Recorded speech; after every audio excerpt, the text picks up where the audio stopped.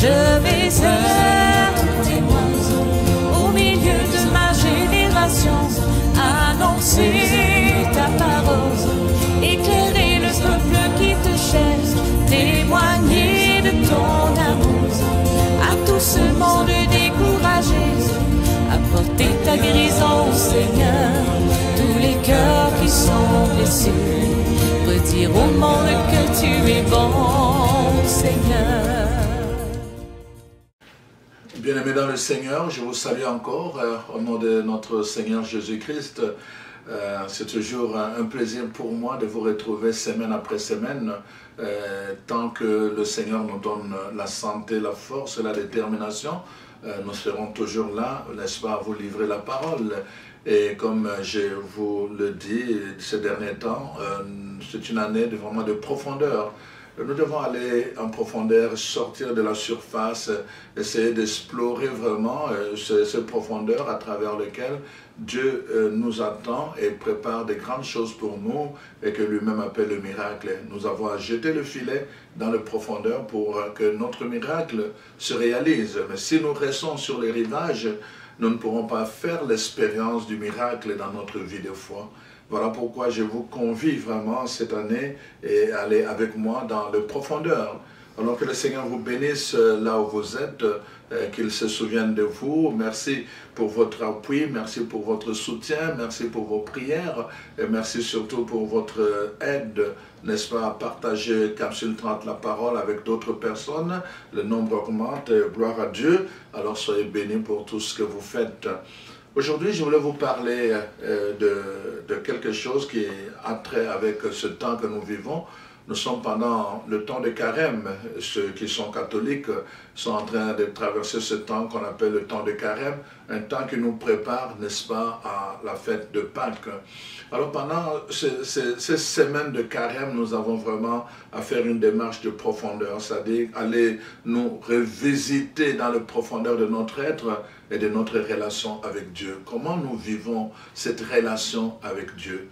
Voilà pourquoi vraiment j'essaie un peu d'apporter la lumière de la parole pour nous aider vraiment à grandir.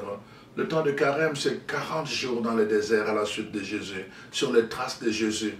Mais ces 40 jours, c'est que pour que nous puissions en sortir vraiment fortifiés, puissamment fortifiés par le Saint-Esprit.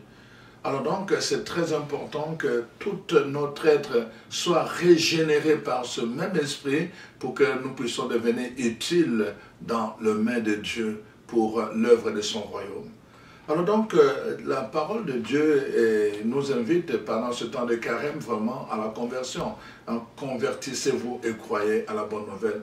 Cette conversion, quand nous ne faisons pas attention, nous risquons de la vivre de façon extérieure par des pénitences. C'est-à-dire se priver à manger, se priver ceci ou cela, de dormir, de faire... C'est bon, de bonnes choses, mais cela ne suffit pas. Je pense que dans une perspective de profondeur, il faut aller plus loin. Il faut aller plus loin. C'est pour cela que aujourd'hui, je vous propose de méditer un peu, chacun vraiment devant le miroir de sa vie, de méditer sur cette question qui est pour moi très très importante. Ta langue ou ta bouche est-elle convertie? Pendant ce temps de carême, tu dois vraiment finir avec répondre à cette question pendant tout ce temps. Est-ce que ta bouche est-elle convertie ou a-t-elle besoin de conversion? Pourquoi je commence par la bouche? Je pourrais en parler aussi toucher aussi d'autres points. Mais je commence par la bouche parce que, voyez-vous, la bouche c'est vraiment le lieu où nous péchons le plus. Jour après jour, tout au long de la journée, avec notre bouche. Et c'est très important, aussi parce que la parole de Dieu nous met en garde contre tout ce qui sort de notre bouche. Tout ce qui sort de notre bouche. La parole de Dieu nous met en garde. Voyez-vous, chers frères et sœurs, c'est très facile. Ce qui est le plus important, ce n'est pas ce que nous disons souvent, vraiment devant tout le monde, mais c'est surtout ce que nous disons en privé. Et c'est là où notre bouche peut nous condamner. Ce que nous disons souvent en privé, par exemple sur le dos des gens, quand les gens ne sont pas là, ce que nous disons d'eux pendant leur absence. Ce que nous disons souvent des situations, comment nous parlons par rapport à la médisance, c'est le mot en fait, la médisance, médire, dire du mal de quelqu'un à son absence. Surtout avec l'intention de le discréditer, avec l'intention de le nuire, l'intention de le diminuer. Il y a des chrétiens qui sont là en train de parler de Dieu, en train de parler au nom de Dieu. Il y a des chrétiens qui sont là en train de prier jour et nuit. Des chrétiens qui sont là en train de faire des sacrifices de repentance, pas des sacrifices de pénitence, j'allais dire, n'est-ce pas, à se priver à manger, à se priver ceci, cela. Alors ils focalisent tous leurs efforts de carême sur cela, des choses extérieures. Mais parfois ils ne font pas attention à quelque chose. Le livre de Proverbes dit, notre langue, ça peut être comme une épée. L'épée, ça peut tuer. La Bible utilise aussi la langue comme un venin. Ça peut être du venin pour empoisonner les gens. Quand nous n'apprenons pas la maîtriser, d'ailleurs, l'apôtre Jacques dit, nous devons apprendre à maîtriser notre langue, parce qu'elle est comme le feu. Elle peut mettre du feu dans les relations. Elle peut brûler de famille, elle peut brûler des relations, elle peut brûler même le milieu du travail, la façon dont nous utilisons notre langue. Si nous n'avons pas la maîtrise de notre langue, nous pouvons créer des problèmes et des problèmes autour de nous, et à la fin d'ailleurs, nous pouvons réduire notre monde. Parce que chaque fois que nous allons mettre du feu, à la fin, les gens vont nous connaître. Et après, les gens vont dire, non, celui-là, je ne fais plus confiance. Et tout le temps, notre monde va se rétrécir de plus en plus, et parfois jusqu'à ce que nous puissions nous trouver isolés. Il y a des conséquences quand notre bouche n'est pas convertie. Il y a des conséquences quand notre bouche n'est pas dirigée par le principe du Christ. Il y a des conséquences quand l'évangile n'a pas pénétré notre bouche. Voyez-vous? Ce n'est pas juste une question de cœur, mais la bouche doit se soumettre aussi à cette conversion pendant ce temps de carême. C'est pour cela que toute la parole de Dieu attire notre attention là-dessus. Et je vous pose cette question à vous aussi qui êtes là en train de me suivre. Est-ce que votre bouche est déjà convertie? Ou a-t-elle encore besoin de conversion? Si elle n'est pas convertie, alors vraiment cet enseignement c'est pour vous. C'est pour que vous preniez la décision à maîtriser votre langue. Il y a des conséquences. La Bible dit que tu auras des comptes à rendre pour toute parole vaine que tu auras prononcée. Pour toute parole vaine, nous avons l'habitude, n'est-ce pas, de fixer notre regard sur tel péché, tel péché, tel péché, le péché des autres. Mais souvent, la parole de Dieu met en garde le péché qui est le nôtre. Le péché de la langue d'abord. Le péché de la langue, c'est un feu qui peut dévorer des forêts. Le péché de la langue, c'est un poison qui peut tuer des réputations. Parfois innocemment. Tu n'as pas encore appris la nouvelle, tu n'as pas vérifié la nouvelle, tu n'as pas vérifié, tu n'as pas eu le temps de vérifier, comme aujourd'hui, vous savez, on va prendre, on envoie n'importe quelle information, parfois c'est du fake news. Alors on va t'envoyer ça directement, tu envoies ça à 500 personnes, mais quand tu envoies la parole de Dieu, tu n'es pas capable d'envoyer à 500 personnes. On est pressé comme ça, on dirait que ça vient nous chercher. On n'est pas en paix tant qu'on n'a pas envoyé aux gens, on n'est pas en paix tant qu'on n'a pas partagé avec les autres. Et l'intention, comme je l'ai dit encore, derrière tout cela, ce n'est pas de partager une bonne nouvelle, mais c'est de chercher à détruire la vie de quelqu'un. Et ça, ce sont des chrétiens qui le font. Ce sont des chrétiens qui le font. Personne n'est exclu. Tu vas voir, tu vas aller dans les communautés religieuses, c'est la même chose. Tu vas dans les familles, la même chose. Tu vas dans les communautés paroissiales, les églises, la même chose. Des chrétiens qui font ça. Chers frères et sœurs, comme je le dis tout le temps, je refuse dans ma vie que le carême, Pâques soit des cérémonies. Pour moi, c'est vraiment des expériences à travers lesquelles j'ai grandi, à travers lesquelles je prends une décision, n'est-ce pas, où je donne ma vie. Ça doit être des expériences qui nous transforment, des expériences qui nous font grandir. C'est-à-dire on change de position, on part de normal vers le meilleur, pas vers le pire. Avec Christ, on doit aller vers le meilleur, de meilleur en meilleur. Avec Christ, ou plutôt, on va, comme dirait quelqu'un, de mieux en meilleur. Donc, c'est important, chers frères et sœurs. Et c'est ça qui fait le plus mal au monde quand on voit des chrétiens qui sont toujours dans des places publiques, dans des petits groupes, toujours enclins à vouloir prendre la parole juste pour parler des autres. Ils aiment parler des autres, mais pas d'eux-mêmes. Et dès qu'on parle d'eux, c'est tout un problème. Chez eux, on ne touche pas, c'est un problème. Mais souvent, ces gens qui parlent des autres, si vous regardez leur propre vie, il n'y a aucun témoignage. C'est facile de voir tout le temps le péché des autres. C'est facile de voir tout le temps le mal chez les autres. Mais quand est-ce que nous allons prendre le temps de nous asseoir pour nous regarder nous-mêmes en face de notre miroir, le miroir de notre vie? Le temps de carême, c'est aussi ce temps-là où nous devons affronter la réalité de notre vie, moi et mon Dieu. Pas les autres. Je le dis, et je l'ai souvent dit dans mes enseignements, nous sommes dans des couloirs différents. Nous courons tous vers la même direction, mais chacun dans son couloir. Tu n'as pas à comparer ta course avec la course de l'autre. Tu n'as pas à comparer, n'est-ce pas, ta vie avec la vie de l'autre. Vous n'êtes pas dans le même couloir. Chacun dans son couloir, mais nous allons vers la même direction. On a un problème. C'est une maladie qui ronge les enfants de Dieu, les chrétiens. Une maladie qui est en train de ronger l'église de Dieu. Une maladie qui est en train de ronger les communautés religieuses. Toujours en train de parler en mal et chercher parfois sans fondement.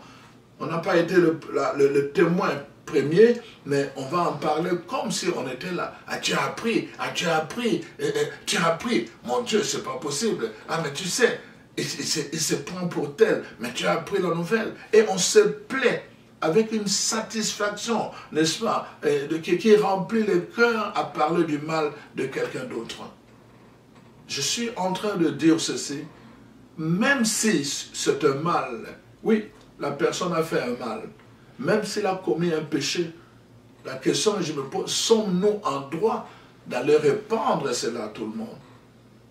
Sommes-nous en droit d'en faire notre sujet de délectation? Sommes-nous en droit de faire ça en tant que chrétiens? Je vous pose cette question. Prenons maintenant le cas que c'était vous, et que vous vous retrouviez dans une situation comme ça, et ça peut arriver à tout le monde, et qu'on se mettait à parler de vous aux autres, et que tout le monde parlait, tout le monde se met à parler de vous. Dès qu'on vous voit venir, tout le monde se met à parler de vous. Qu'est-ce que vous allez penser? Tellement que vous êtes, parfois même les gens ne vont pas parler de vous, vous allez les voir simplement se parler, comme vous êtes habitué à parler des autres, à me dire, vous allez tout de suite là penser qu'ils font comme moi, ils font la même chose. C'est ça aussi le tour que nous joue la médisance. Nous commençons à regarder les gens comme nous-mêmes. Peut-être qu'ils sont en train de parler d'autres choses. Là, nous commençons, nous nous mettons en colère pour bien paraître ou bien pour mettre fin à ce commérage. Mais en réalité, les gens ne parlent même pas de nous. C'est ça, comme disait quelqu'un, que, n'est-ce pas, les gens qui sont toujours à faire le commérage, dès qu'ils vous voient parler, ils pensent toujours que vous parlez d'eux. Ils sont comme ça.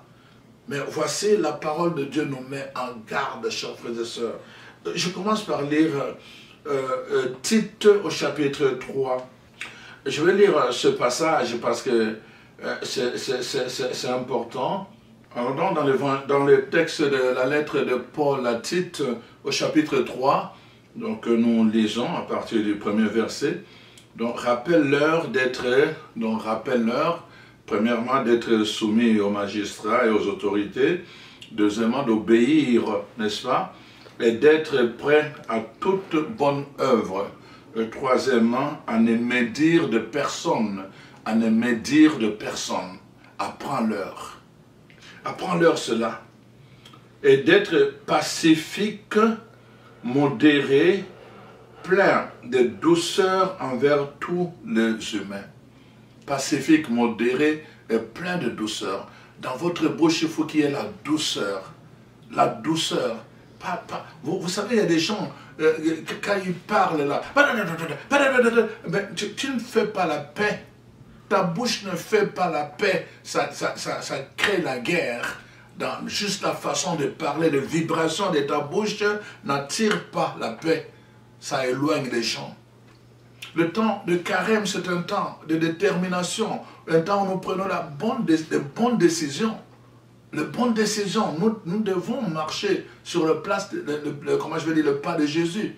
Ce n'est pas pour créer des vibrations qui éloignent, mais pour créer, n'est-ce pas, la douceur qui attire les gens vers nous et avec qui nous pouvons marcher ensemble. Quand nous avons les gens avec nous, ils peuvent nous conseiller, ils peuvent nous soutenir, ils peuvent nous accompagner, ils peuvent, n'est-ce pas, nous éclairer, ils peuvent nous guider. Quand les gens sont avec nous, mais quand nous les éloignons, et nous nous isolons et nous demeurons seuls. Voyez-vous, chers frères et sœurs, le temps du carême. Donc, parle avec douceur, n'est-ce pas, et de façon pacifique, dit la parole de Dieu. Alors, il s'ajoute car nous aussi, nous étions autrefois insensés, désobéissants, égarés, asservis à toute espèce de convoitise et de volupté, vivant dans la méchanceté et dans l'envie, dignes d'être haïs, et nous haïssant les uns les autres.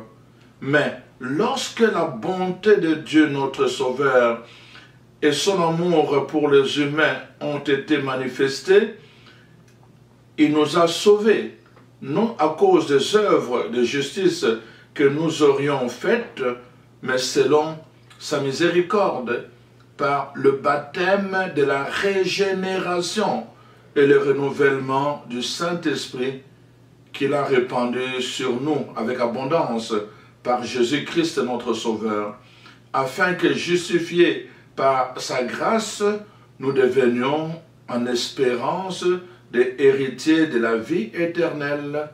Et cette parole est certaine, et je veux que tu affirmes ces choses, afin que ceux qui ont cru en Dieu s'appliquent à pratiquer de bonnes œuvres. Voilà ce qui est bon et utile aux hommes.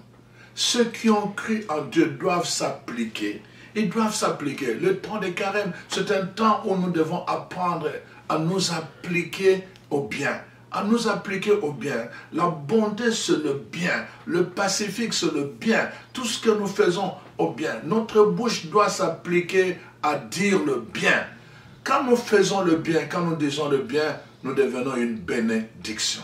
Être une bénédiction, c'est ce que Dieu a souhaité à Abraham.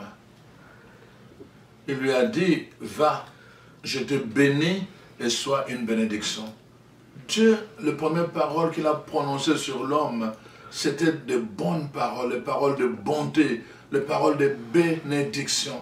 Et nous avons été créés à son image, à sa ressemblance. Tel il est, tel nous sommes. Donc, de notre bouche doit sortir les paroles de bénédiction. Évidemment, c'est pour cela que nous devons soigner notre cœur.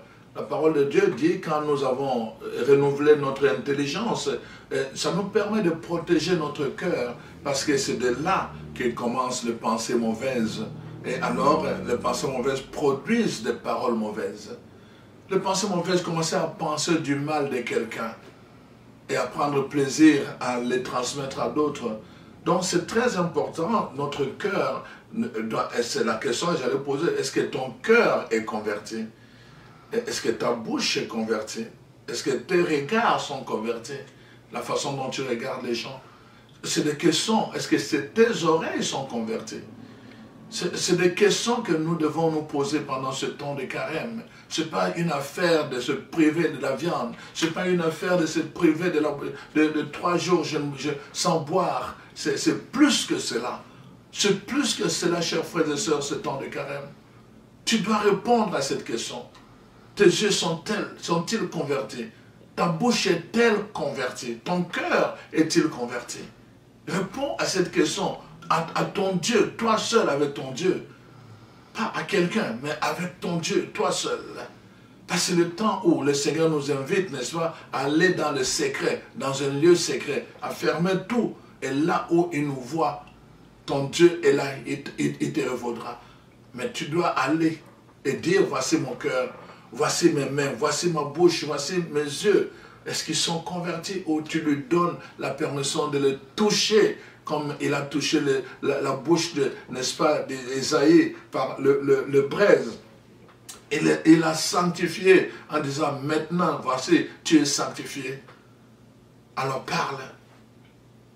Nous avons besoin de demander cette grâce, que le Seigneur sanctifie nos lèvres, qu'il puisse guérir notre langue de tout venin, qu'il nous délivre de tout venin dans la langue, pour que notre langue ne soit plus l'épée qui va pour tuer, mais que ça soit vraiment un vecteur de bénédiction, où sortent des paroles de réconfort, des paroles de consolation, des paroles de paix, des paroles de bonté, n'est-ce pas? Des paroles d'allégresse, des paroles de joie, des paroles qui fortifient, qui redressent, qui soutiennent les autres autour de nous. Nous avons besoin de cela, d'avoir autour de nous des gens qui parlent bien. Je connais vraiment un ami, son père trouvait toujours que vous pouvez venir avec des situations là vraiment objectives. C'est-à-dire, tel a fait ceci, tel a fait dans la famille, tel a fait ceci. Toujours, il trouvait quelque chose de positif. Et il faisait balancer tout. Là où vous avez parlé du mal, il vous dit, ah mais peut-être il faudra de regarder aussi l'autre côté, quand on le regarde quand même, il est bien dans ceci, il est bien dans ce... Son père avait ce tour-là toujours de trouver quelque chose de positif. C'est ça, pendant ce temps de carême, en arriver là, à ce que notre bouche puisse toujours bénir là où les gens ont l'habitude de médire et de maudire. Voyez-vous, dans l'Ancien Testament, dans le livre de Nombres, chapitre 12, la parole nous rapporte l'histoire de Myriam et Aaron, qui parlèrent contre Moïse au sujet de la femme, n'est-ce pas, éthiopienne, que Moïse avait prise. Voyez-vous, vous savez que Aaron avait épousé la fille, n'est-ce pas, de Jéthro, qui était lui-même le descendant de la femme d'Abraham, qu'on appelle Ketura, n'est-ce pas, qui était de la race, la peau brûlée. On va appeler ça noir, eau foncée, la peau foncée. Alors donc, voyez-vous, et Moïse a épousé, n'est-ce pas, sa fille. Et voilà que Moïse avait eu 2 enfants avec cette femme.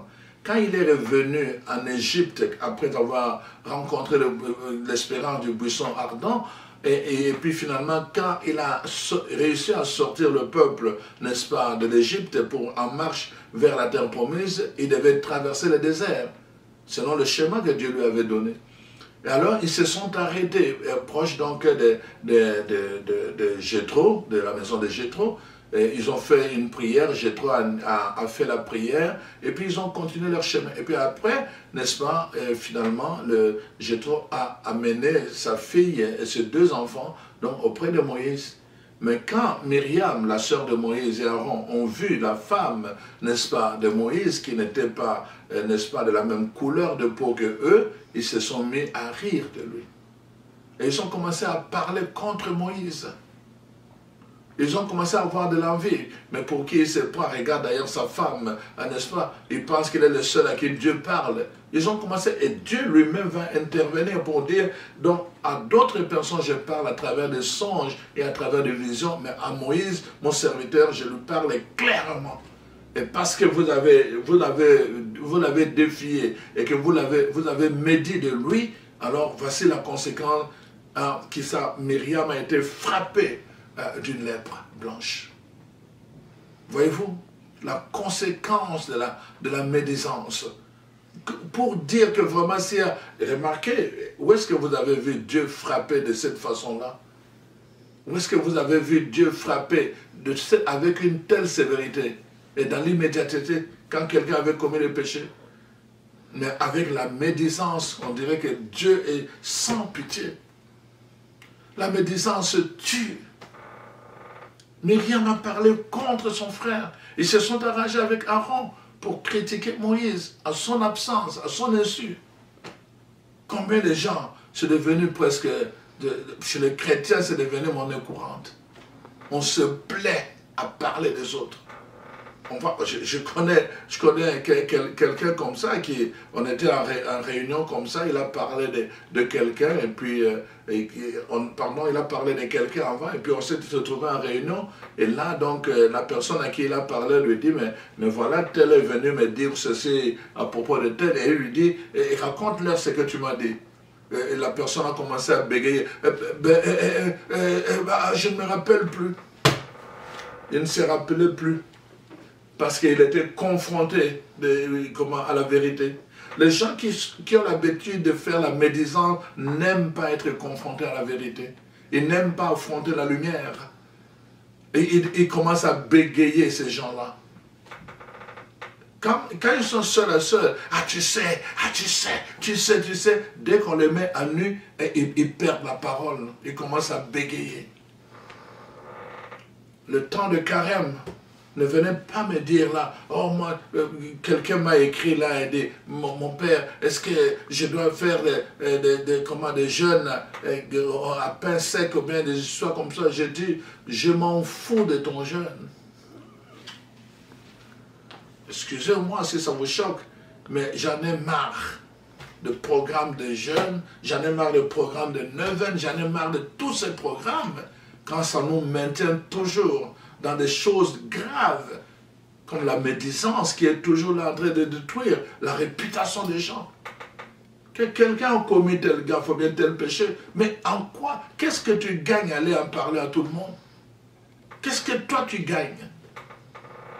Tu n'es même pas capable comme chrétien de dire aux gens, on va prier pour lui, pour sa conversion. La parole de Dieu dit, le ciel se réjouit chaque fois qu'un enfant de Dieu est converti. Tu peux provoquer la joie dans le ciel en priant pour sa conversion, au lieu de prendre du plaisir à aller parler des gens. Non, il faut qu'on arrête ça, parce que sinon nous allons nous cacher tout le temps dans des choses à faire, n'est-ce pas? On va se cacher là et se donner une bonne conscience, que j'ai jeûné pendant les carêmes, j'ai fait ceci pendant les carêmes et tout, mais notre nature profonde n'a pas changé. Notre cœur est resté rempli de venin. Notre bouche est remplie n'est-ce pas, de venin. Notre regard épais, tout ça. Alors, en quoi ce jeûne et ce neuvaine ont servi? Absolument rien. Parce que ça doit commencer par là. Ça doit commencer par ici. Nous devons veiller à notre bouche comme nous devons veiller à notre cœur. Chers frères et sœurs, excusez-moi, mais je dis, nous devons aller dans les profondeurs. Arrêtons ces affaires de surface. Et c'est très important. Ce carême et les autres carèmes doivent être des démarches et des expériences de profondeur où nous touchons des choses réelles dans notre vie de tous les jours. Arrêtons de faire association avec des gens qui sont toujours en train de médire. Vous devez vous retirer. La Bible le dit. 2 Timothée, n'est-ce pas? La parole de Dieu dit dans 2 Timothée 3. Sortez du milieu d'eux. Sortez du milieu de ces gens-là qui sont des associations de médiseurs. Sortez du milieu d'eux. Votre salut est plus grand et ça coûte plus cher que simplement, n'est-ce pas, de vous associer à ces gens-là. Ils ne vous conduisent pas à votre salut. Ils vous maintiennent dans la perdition. Et vous vous donnez une illusion en pensant que parce que vous allez au culte, à l'église, ou parce que vous faites des jeûnes, que... Non, la médisance. Arrêtons la médisance. Le Seigneur lui-même a puni, n'est-ce pas? Il a puni Myriam sévèrement à cause de la médisance, comme pour dire, devant ses yeux, c'est quelque chose, n'est-ce pas, qui fait mal. Si ça fait mal à Dieu, ça doit nous faire mal, nous qui sommes le corps de Christ. Nous devons avoir de la haine envers la médisance. Arrêtons la médisance, ça détruit, ça détruit. Il y a des gens, c'est devenu, n'est-ce pas, vous connaissez ce qu'on appelle les sangsues. Les sangsues, je ne sais pas comment il faut définir ça. C'est comment cet être, n'est-ce pas, dans l'eau qui se nourrit du sang, du sang. Donc, dès qu'il va s'accrocher à votre pied, et là, il commence à sucer le sang. Il y a des gens comme ça qui se nourrissent de la médisance. Ils se nourrissent de la réputation des autres. Tout le temps, salir la réputation de tel, ça les nourrit. Salir la réputation de tel, ça les nourrit. Faire le tour des quartiers généraux, ça les nourrit. Il y a des gens comme ça. Et pendant ce temps, ils vont parler de Dieu, ils vont parler de ceci, ils vont se faire passer pour de véritables chrétiens, parfois dans des apparences. Vous avez l'impression que vraiment ce sont des gens qui sont remplis de Dieu. Mais la médisance, chers frères et sœurs, est-ce que ta bouche est convertie? Réponds à cette question. Est-ce que ta bouche est convertie? Mon frère, ce n'est pas un jugement. C'est une interpellation que je te fais aujourd'hui. Nous avons besoin de convertir notre bouche. La parole de Dieu dit, j'ai mis dans ta bouche le pouvoir de la vie et de la mort. Donc, avec notre bouche, nous pouvons appeler à la vie, nous pouvons vivifier quelqu'un. Avec notre bouche aussi, nous pouvons tuer quelqu'un. Nous pouvons tuer la réputation de quelqu'un. Et ça, quand tu as tué la réputation de quelqu'un, tu ne peux plus récupérer cela.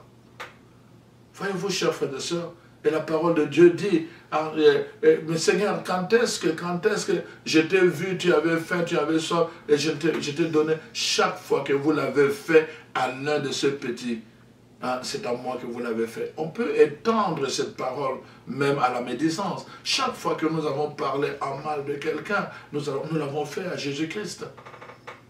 Et chaque fois que nous avons parlé en bien de quelqu'un, nous l'avons aussi fait à Jésus-Christ. Alors nous devons, quand nous remplaçons les choses de cette façon-là, nous devenons plus attentifs.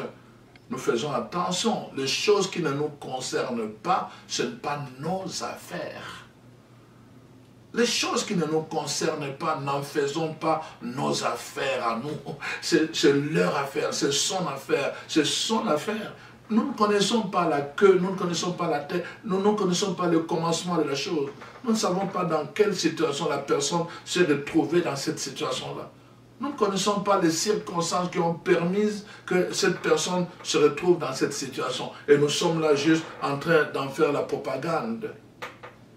Ça ne se fait pas dans le monde, ça ne doit pas se faire au milieu des enfants de Dieu, au sein des enfants de Dieu. Alors donc, vraiment, si c'était le cas pour vous, répentez-vous, chers frères et sœurs. Demandez pardon au Seigneur.